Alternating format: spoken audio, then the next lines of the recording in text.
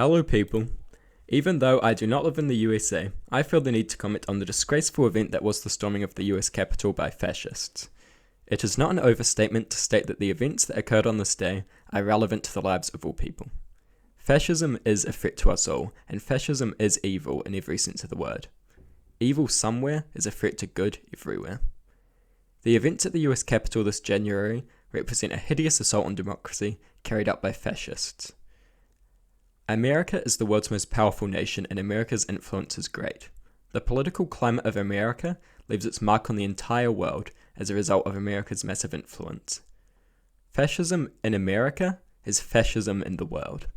This alone makes the events of 6 January significant to us all, alongside the fact that we should care about the lives of our fellow people over in the USA.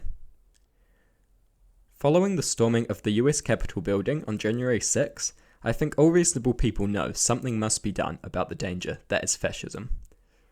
Under the leadership of Donald Trump, America's fascists have gone from largely irrelevant and powerless to a force which can attempt to overturn democracy, legally and then with force with the storming of the Capitol on January 6. It is high time everybody realizes that these fascists and their behavior is a massive issue and is exceptionally dangerous. We need to learn from the past and do something about this fascist menace and the people who created it immediately. What makes this event such a big deal is not the broken property or even the violence, as bad as these things are.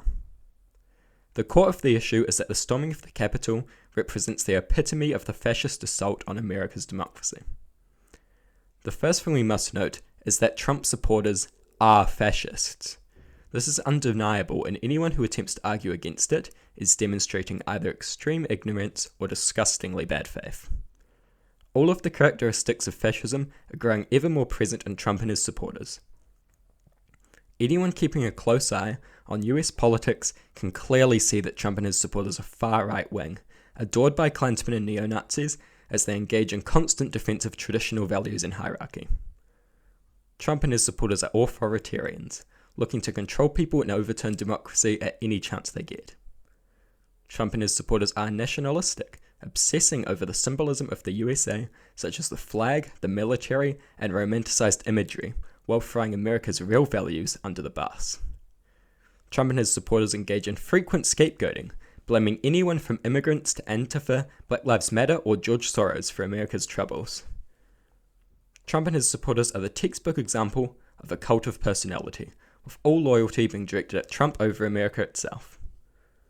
Trump and his supporters vaguely romanticize past time periods, best summed up in the slogan, "Make America Great Again."